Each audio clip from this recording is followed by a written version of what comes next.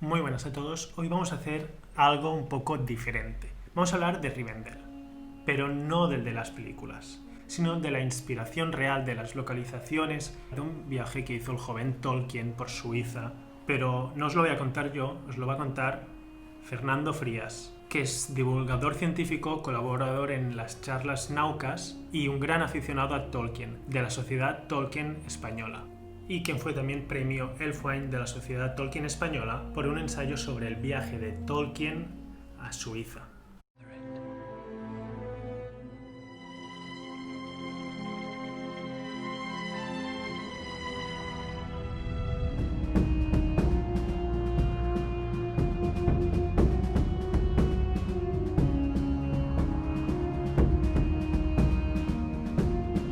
Bueno, en el canal hemos hablado de Serhol, el pueblo de Tolkien, que es una de las referencias que tiene él para la comarca.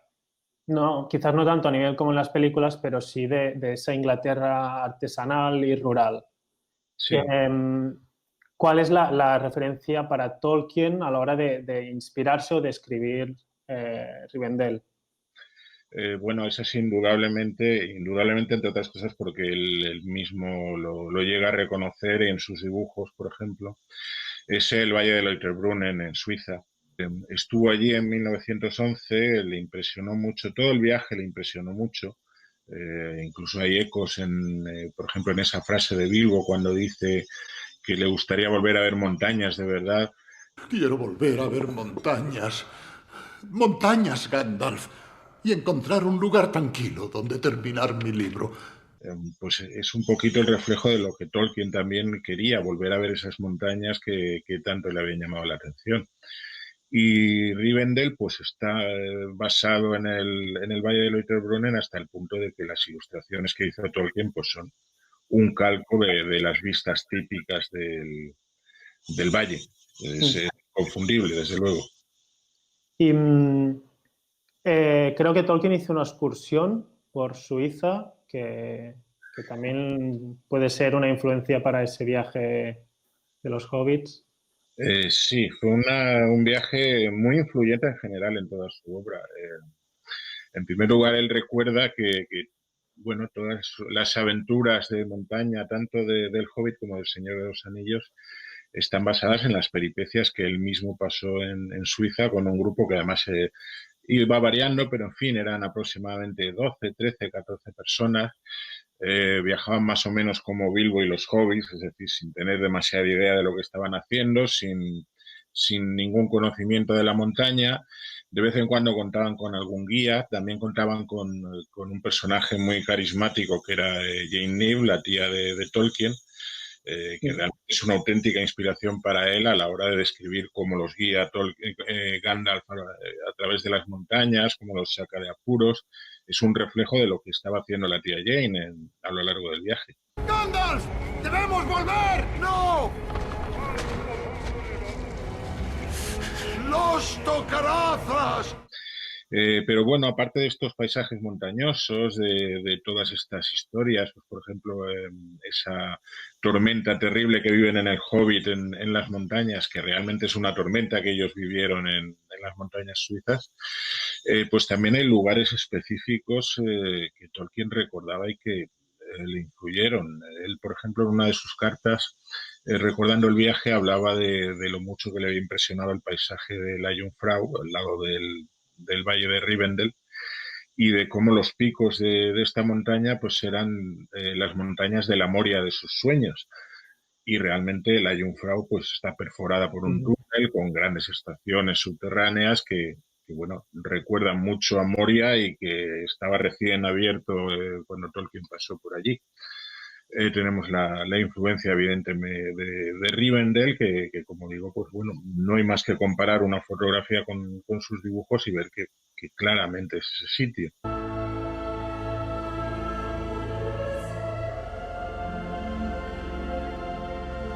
Y bueno, hay otros quizá menos fáciles de identificar, pero que también podrían estar ahí.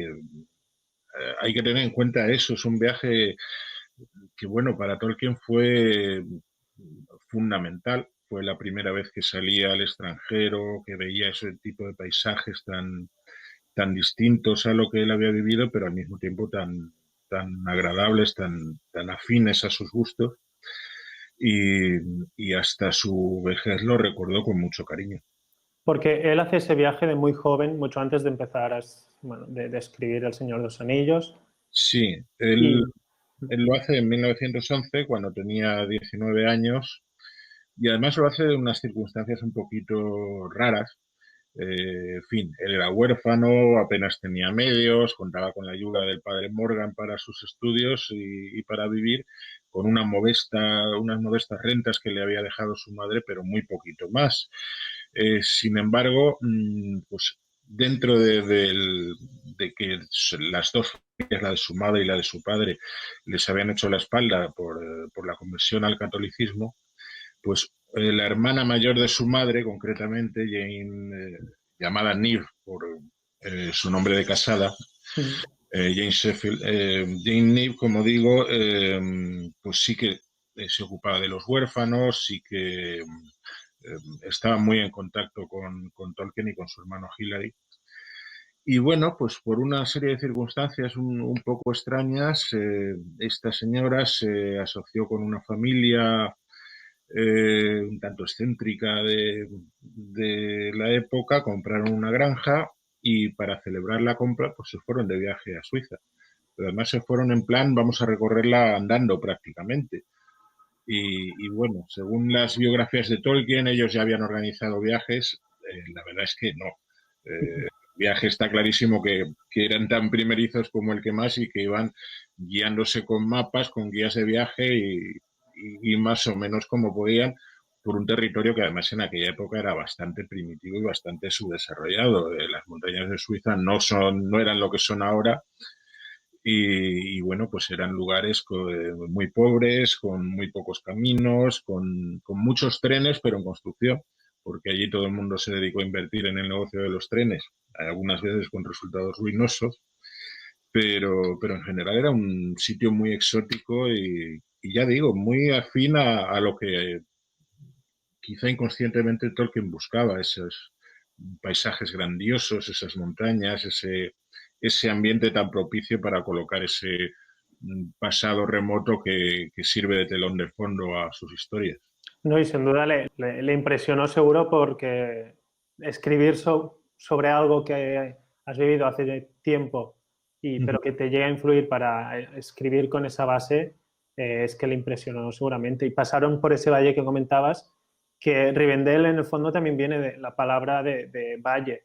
Sí, sí, efectivamente. De hecho, hay otra pista muy típica de Tolkien, que es bueno, el río de Rivendell, el Bruinen o Sonorona, es agua ruidosa, la traducción de su nombre siempre.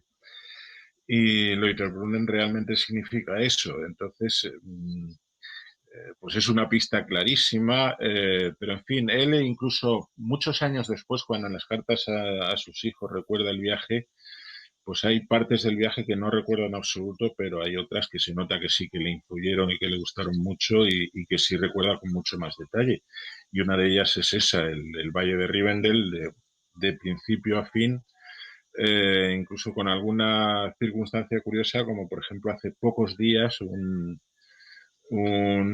chico ha encontrado en un hotel del fondo del valle, el final del valle, un hotel al que solo se puede llegar andando, pues el libro de registro de 1911 y ahí están las iniciales de todo el grupo de Tolkien, demostrando varias cosas, demostrando que estuvo allí, demostrando que recordaba bien el viaje y demostrando otra cosa que él comentaba un poquito de pasada y que nadie se toma en serio, y es que el grupo iba cambiando de componentes. Hay unos cuantos que son los mismos, eh, Tolkien, su hermano, su tía y la familia Brooke Smith y una profesora, Lecoutier, pero los demás fueron cambiando. Se iban unos, venían otros, se incorporaban y en fin, era, pues bueno, la verdad es que la situación debía ser bastante cómica con esa gente, pues que eran profesores, eran pastores protestantes, niños que no tenían ni idea de moverse por la montaña, pues arrastrándose por allí, por las montañas suizas. Debía ser francamente divertida. Él recordaba algunas anécdotas muy, muy graciosas, porque, en fin, debió ser un viaje muy notable, claro. Y lo que no sabemos es si pasó por el sitio que muchos relacionan con San Beato, con Rivendell, pero que bueno, lo vemos y se parece realmente al de las películas al menos. Sí, bueno, San Beato es una cueva con la tumba de San Beato, que, en fin, es uno de esos personajes legendarios que muchas veces nacen en muchos sitios, entre otras cosas porque la gente no sabía latín. Entonces era un beato, un hombre santo, al cual pues la gente le colocó el apócope de San Beato, es como una redundancia, es decir, un san santo. Pero bueno, es un personaje legendario, es una leyenda que además se parece mucho a las leyendas sobre la evangelización de muchos sitios, incluyendo a Irlanda. San Beato llegó allí, había un dragón, se las apañó para matar al dragón, y bueno, pues allí en la cueva está su tumba, donde se supone que hizo su ermita y donde iba la gente y él los evangelizaba. Aquello pues es una cuevecita bastante curiosa de ver, pero está cerca de una localidad turísticamente muy importante de Suiza, que es Interlaken, que era pues a donde llegaban prácticamente todos los turistas británicos, incluyendo Tolkien y su grupo, que cuando llegaron a Suiza desembarcaron del tren allí en Interlaken. San Beato debe estar a 2, 3 kilómetros nada más de la ciudad. Entonces, claro, pues alguien intervino para intentar hacer de eso una atracción turística y se hicieron una serie de edificaciones pues muy de ese estilo, muy en plan Art Nouveau, pero también rústico, con mucha piedra, aprovechando las cascadas, en fin, muy parecido a lo que luego en las películas ha sido Rivendell. ¿Lo llegó a ver Tolkien? Yo lo dudo. No estaba en su ruta, desde luego. Estaba cerca de Interlaken, pero él se fue hacia otro lado.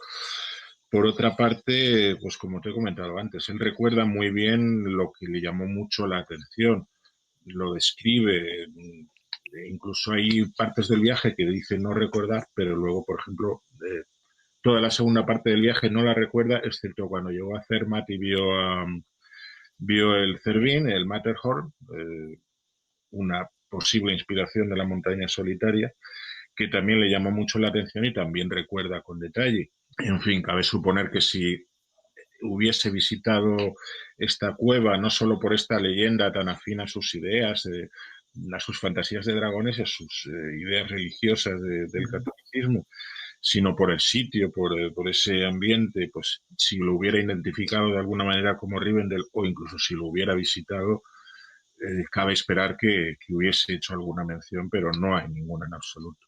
Además hay otra crónica también del viaje, hecha un poquito regañadientes por uno de los Brooks Smith. En aquella época era un niño, se llamaba Colin, tenía 10 años más o menos, y escribió su relato cuando ya estaba jubilado y estaba harto de que sus hijos y nietos le preguntasen, oye, ¿tú que fuiste con Tolkien? Cuéntame. Entonces escribió unas memorias privadas que un nieto suyo tuvo la amabilidad de facilitarme.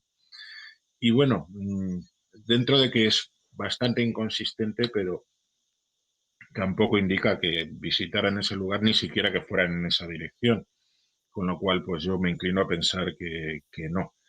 Lo que sí que ha ocurrido es que muchos ilustradores de Tolkien pues, se han basado en lugares que conocen y evidentemente hay ilustradores que viven en Suiza, que conocen el lugar y que han hecho ilustraciones basándose en ese lugar que a continuación han pasado a la película. Pero bueno, que lo viera Tolkien directamente yo lo creo muy dudoso. Ya que hablas de ilustradores, en las películas Rivendell es evidentemente un estilo Art Nouveau, un modernismo. Eh, claro, el modernismo o el Art Nouveau es inspirado en la naturaleza, pero no es en el sentido artesanal o rural que era el Arts and Craft que tenemos en la comarca, sino es una inspiración en la naturaleza que usa mucho hierro, mucho vidrio, materiales que no son tan naturales, que se tienen que tratar. pervierte un poco esa naturaleza con unas curvas un poco forzadas. Yo no sé si Tolkien, que era tan contra la industrialización, habría pensado Rivendell así o es algo más trabajo de precisamente Alan Lee, el ilustrador con quien contó Jackson. Pues yo creo que es un poquito de los dos. Tolkien, evidentemente, como tú dices, era muy contrario a la industrialización. Además, los elfos, pues los imaginó muy en comunión con la naturaleza. Pero por otra parte, hay que tener en cuenta que el Art Nouveau llegó a su auge en la época en la que Tolkien empezaba a imaginar sus historias también.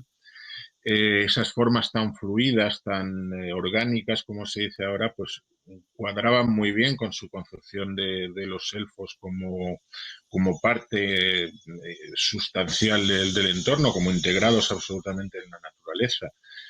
Entonces, pues dejando de un lado la cuestión de los materiales, que además tú ya has tratado alguna vez, en fin, ese tipo de curvas, ese tipo de formas siempre se podrían hacer, sobre todo contando con esos medios que imaginamos que tienen los elfos de comunicarse con los seres vivos o incluso con lo inorgánico, pues podrían hacerse de una manera mucho más natural, mucho menos industrializada y ¿por qué no? Pues ser un poquito así. Lo que sí es cierto es que esa estética, pues en fin, quizá a los más jóvenes les pase a causa de las películas, pero yo creo que los que conocemos la obra de Tolkien desde mucho antes de eso, pues nos encaja muy bien con esas ideas previas, precisamente por eso, porque son formas que parecen muy integradas en la naturaleza, parece que es lo que esperaríamos ver en ese tipo de construcciones de los elfos. Sí, el Art Nouveau también lo vemos, como insinuabas, en los dibujos del propio Tolkien, que tiene dibujos de Rivendell, que es un pequeño pueblo que en toda la naturaleza que aparece en su dibujo, pero sí que tiene un estilo muy parecido al Art Nouveau. ¿Es eso pues porque apareció en un momento en que a él le podía inspirar o...? Sí, Tolkien le gustaba dibujar. No se consideraba ilustrador, pero sí dibujaba mucho también como apoyo a sus propias ideas, como quien hace un esquema de algo más grande, más complejo que está imaginando. Y bueno, pues es un poquito lo que comentábamos antes. Es la época de esplendor de ese estilo. Es un estilo que cuadra muy bien con esa idea de una raza integrada con la naturaleza. Yo lo veo bastante lógico, bastante esperable y sobre todo hay que tener en cuenta eso, que estamos hablando de una persona que empezó a imaginar su mundo, a crear su imaginario pues en esa época, con lo cual es natural que esté impregnado de los valores estéticos de la época. Y desde muy joven, por lo del mismo viaje, vemos que empezó a crear su imaginario propio. Sí, lo que pasa es que ese viaje le influyó más que en la arquitectura, le influyó sobre todo en la concepción de la naturaleza, de los espacios naturales, de esas montañas, e incluso pues de la concepción general de la configuración de las cordilleras en la Tierra Media, pues también hay un eco del recorrido que pudo hacer y del recorrido que de hecho solían hacer los turistas británicos, que era una especie de vuelta partiendo de Interlaken, recorriendo más o menos los lugares que él recordaba y volviendo a Interlaken, atravesando las montañas, que era un poquito lo que intentó hacer también la comunidad del Anillo. Entonces, ya digo, es un viaje que le influyó muy notablemente, él lo reconocía y él de hecho recomendaba mucho a sus hijos, a sus amigos que hicieran ese viaje y que lo conocieran. Y bueno, pues dentro de que estamos hablando de un escritor de ficción, pues siempre es bonito ver que también existen raíces reales en su trabajo que podemos reconocer y que podemos apreciar y que podemos incluso intentar mirar con sus ojos, ¿no? Sí. No me queda ninguna pregunta, solo una es puedes no contestarla. Hace unos días pregunté en Twitter que si Rivendell o Lothlórien como favorito. No sé si tienes... Hombre, yo por historia sería más de Rivendell. En fin, me parece una historia más dinámica que Lothlórien, que es básicamente una decadencia a cámara muy lenta, casi eterna. Pero en fin, los dos sitios tienen su encanto y los dos sitios tienen su naturaleza. Yo contesté en esa encuesta que Rivendell, pero me lo tuve que pensar. Me lo tuve que pensar. Además, bueno, de la Sociedad Tolkien española, sabes que solemos adoptar un seudónimo y el mío es Círdan, con lo cual yo tenía que escoger los puertos grises que no estaban en la encuesta para la próxima vez. Estoy pensando en algo sobre los puertos grises también. Es interesante, aunque de ahí tenemos poquita información, poquitos datos, pero bueno, siempre se puede sacar algo o se puede deducir. Más que de arquitectura estoy pensando en algo, en un cuadro en concreto, pero bueno, ya veremos. Pues nada, Fernando, muchas gracias. Nada, gracias a ti. Y adelante, sigue con los vídeos y sigue contándonos cosas. Muchas gracias. Venga, un abrazo, hasta luego. Sobre Rivendell y su historia, sobre Elrond, sobre los elfos en sí y sobre su arquitectura, el Art Nouveau, vamos a hablar más en el próximo vídeo dedicado a la arquitectura de Rivendell. Espero que os haya gustado. Si es así, dejadme comentarios qué os ha parecido la entrevista y este tipo de vídeo que pues, me gustaría seguir haciendo con colaboraciones de expertos en Tolkien, en El Señor de los Anillos. En fin, hasta el próximo vídeo.